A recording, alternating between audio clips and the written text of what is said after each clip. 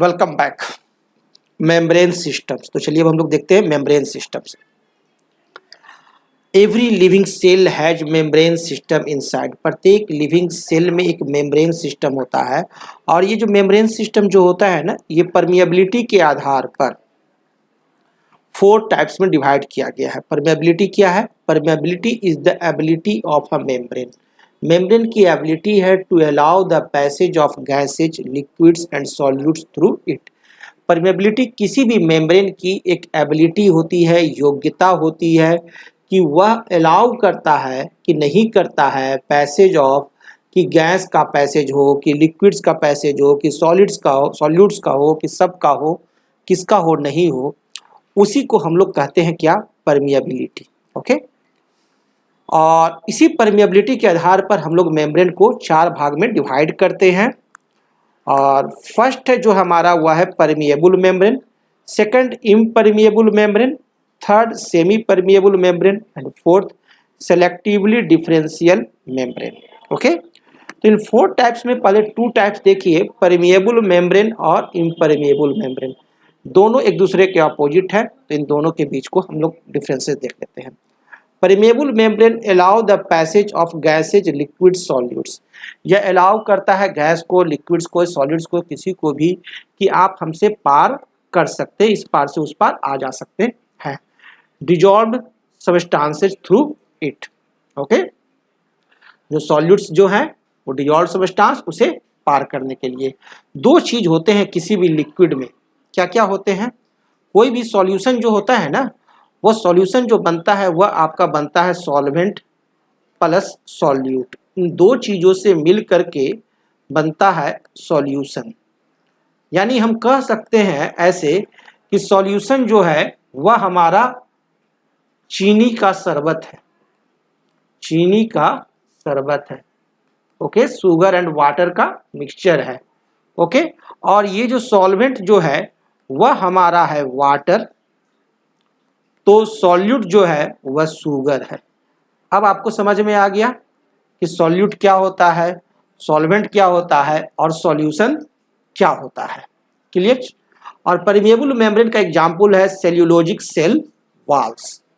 Impermeable membrane don't allow the passage of substances, that is gases, solvent, solute through them. यह किसी को भी are पार जाने नहीं देता है, that is impermeable membrane. That is suberite cutinite cell wall. Suberite cutinite cell wall जो होते हैं वो इम्परमिएबल मेम्ब्रेन होते हैं। अब हम लोग देखते हैं थोड़ा हाई क्लास में सेमी परमिएबल मेम्ब्रेन और सेलेक्टिवली डिफरेंशियल मेम्ब्रेन में क्या डिफरेंसेज होता है। सेमी परमिएबल मेम्ब्रेन है, उसका एग्जांपल है egg membrane, animal bladder, parchment membrane. और सेलेक्टिवली डिफरेंशियली मेम्ब्रेन का एग्जांपल है प्लाज्मा मेम्ब्रेन, टोनोप्लास्ट। ओके, तो ये डिफरेंसेज हैं। पहला तो दोनों का एग्जांपल देख लिए कि सेलेक्टिवली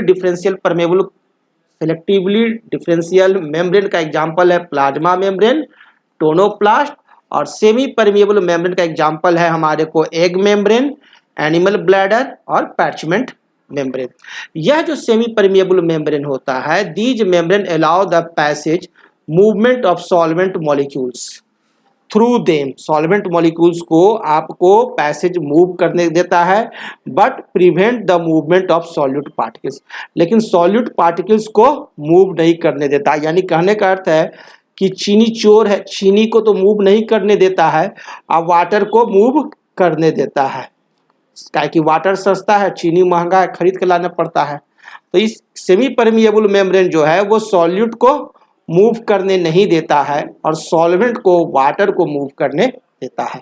लेकिन सेलेक्टिवली डिफरेंशियल मेम्ब्रेन जो है, दीज आर सेमी परमिएबल। ये सेमी परमिएबल तो है ही, ये जो है सेलेक्टिवली डिफरेंशियल जो है वह सेमी परमिएबल तो है ही membrane, which normally allow selective passage of solutes, जो कि सेलेक्टिव पासेज करता है किसका? सॉल्यूट्स का। ठीक है ना? यह चीनी को देना है कि नहीं देना है, पड़ोसी को आधा चम्मच देना है कि 1 चम्मच देना है, कि नमक देना है, कि खाने वाला सोडा देना है, इस मामले में यह बहुत ही सेलेक्टिव है। इसीलिए इसको कहते हैं selectively differential membrane, a special type of semi permeable membrane which normally allow selective passage of solids through them. ये एक स्पेशल प्रॉपर्टी होती है इसकी। ओके, अब देखिए इम्बिबिशन। इम्बिबिशन क्या है? घर में आप चना फुलाते हैं ना, चना फूलने के लिए दे दो जी, खाना खाएंगे नाश्ता में, है ना। मूंग फूलने के लिए दे दो, मूंग फूलने के लिए दे दिया। तो ये जो चना और मूंग जो आपके घर में फूल रहा है ना, that is the best example of imbibition. वही एग्जांपल है इम्बिबिशन का। ओके, ये जो ड्राई सीड्स हो गए, वाटर हो गए और बीकर। एक बीकर में आपने क्या किया, ड्राई सीड्स डाला यानी चना डाल दिया और पानी डाल दिया, थोड़ी देर बाद देखे कि वो फूल गया, है ना। पानी जो है, ये जो पानी भी आप छुओगे तो ये आपको हॉट हो जाएगा, गर्म हो जाएगा। Okay, this is the nature of imbibition. The process of absorption of water, यहाँ एब्जॉर्प्शन ऑफ वाटर होता है बाय द सॉलिड पार्टिकल्स। किसके द्वारा? सॉलिड पार्टिकल्स के द्वारा। चना के द्वारा वाटर एब्जॉर्ब हो जाता है of a substance without forming a solution. कोई घोल नहीं बनता, यहाँ चीनी का घोल शरबत नहीं बना, चीनी का नमक का शरबत नहीं बनता है, बल्कि सॉलिड पार्टिकल्स जो है वो वाटर को एब्जॉर्ब करके फूल जाता है। इज नोन एज इम्बिबिशन, इसे ही हम लोग कहते हैं इम्बिबिशन। तो ये इम्बिबिशन का डिफिनीशन याद रखना, the process of absorption of water by the solid particles of a substance without forming a solution is known as imbibition. It is a special type of diffusion, ये एक special तरह का diffusion है in which water is absorbed by the solid particles colloids of a substance. Water जो है absorb हो जाता है किसके द्वारा? सॉलिड पार्टिकल्स कोलॉइड्स के द्वारा। अब यह जो solid particles which imbibe water और any other liquid are called imbibants. और ये जो सॉलिड पार्टिकल्स जो ड्राई सीड्स है, इसे हम लोग कहते हैं क्या? इम्बिबेंट्स कहते हैं। इम्बिबेंट्स क्या कहते हैं? इम्बिबेंट्स कहते हैं। और the liquid which is imbibed is known as imbibate. और यह जो लिक्विड जो है इम्बाइब्ड हुआ, इसे कहते हैं हम लोग क्या? इम्बिबेट। इसे क्या कहते हैं? इम्बिबेट कहते हैं। लिक्विड को वाटर इज इम्बिबेट। और हमारा जो ड्राई सीड्स है, चना है, वो क्या है? इम्बिबेंट्स है। The process of imbibition is also known as a type of diffusion. यह भी एक तरह का डिफ्यूजन ही है, because in this the movement of water occurs along concentration gradient. क्योंकि यहाँ जो वाटर का जो मूवमेंट होता है वह कंसंट्रेशन ग्रेडियंट के अलॉन्ग में होता है। Okay, imbibition pressure. अब देखते हैं हम लोग इम्बिबेशन प्रेशर, जिसको ऑल्सो कहते हैं मैट्रिक्स पोटेंशियल। इम्बिबेशन क्या होता है यह समझ गया, कहाँ होता है यह समझ में आ गया, और इसी पर हम लोग पढ़ते हैं इम्बिबेशन प्रेशर या मैट्रिक्स पोटेंशियल जिसे कहते हैं। The pressure developed by an imbibant solid particles, यह इम्बिबेंट सॉलिड पार्टिकल्स के द्वारा जो प्रेशर डेवलप होता है when submerged in pure imbibing liquid, जब इसे प्योर इम्बाइबिंग लिक्विड में डालते हैं, इज कॉल्ड इम्बिबेशन प्रेशर। उसे ही हम लोग कहते हैं इम्बिबेशन प्रेशर। भाई कि कितना लिक्विड में यह प्रेशर पैदा कर रहा है, that is called matrix potential. उसे ही हम लोग मैट्रिक पोटेंशियल भी कहते हैं, और उसे हम लोग डिनोट करते हैं साई एम से। Psi M is imbibition pressure या matric pressure potential. It is due to the pressure in plants, और इसी प्रेशर के चलते दैट सीडलिंग इमर्जेस, सीडलिंग होता है आउट ऑफ द सॉइल, और सॉइल से सीडलिंग इमर्ज होकर के बाहर निकलता है हमारा छोटा सा पौधा, एंड इस्टेब्लिश देमसेल्व्स, और खुद को इस्टेब्लिश करता है।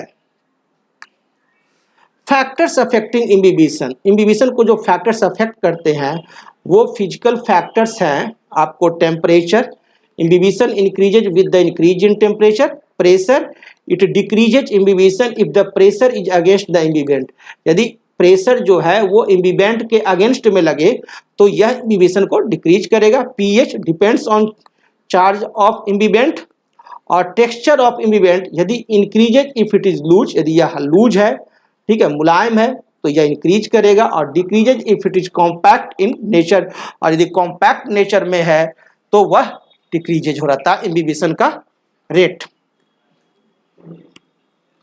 इंपॉर्टेंस ऑफ इम्बिबेशन, इम्बिबेशन का importance. Acts at the initial stage in germination of the seeds, शुरू के स्टेज में जर्मिनेशन ऑफ सीड्स में यह काम करता है। When seeds soak and imbibe water and helps in swelling of seeds, और सीड्स के स्वेलिंग में यह काम करता है। Differences between imbibition and diffusion. अब हम लोग देखते हैं इम्बिबिशन और डिफ्यूजन के बीच में differences. Imbibition, diffusion, the process in which the absorption of solvent or water takes place by a solid substance। ये तो हम लोग जानते ही हैं कि सॉलिड सब्सटेंस के द्वारा जो वाटर का एब्जॉर्ब करता है उसे ही हम लोग कहते हैं इम्बिबिशन। लेकिन डिफ्यूजन क्या है? It is the movement of substance from region of their high concentration to the region of their low concentration. ये भी हम लोग जानते हैं कि मूवमेंट ऑफ सब्सटेंस है from high concentration to low concentration. और imbibition always results the release of heat. और इम्बिबिशन में एक प्रॉपर्टी है कि हमेशा हीट रिलीज होता है, जिसको हम लोग ऑल्सो कहते हैं हीट ऑफ वेटिंग या हीट ऑफ हाइड्रेशन। जिसे हम लोग क्या कहते हैं? हीट ऑफ वेटिंग या heat of hydration. It doesn't involve the release of heat. और यहाँ किसी भी ऐसा कोई रिलीज नहीं होता है हीट का, डिफ्यूजन में नो हीट रिलीज।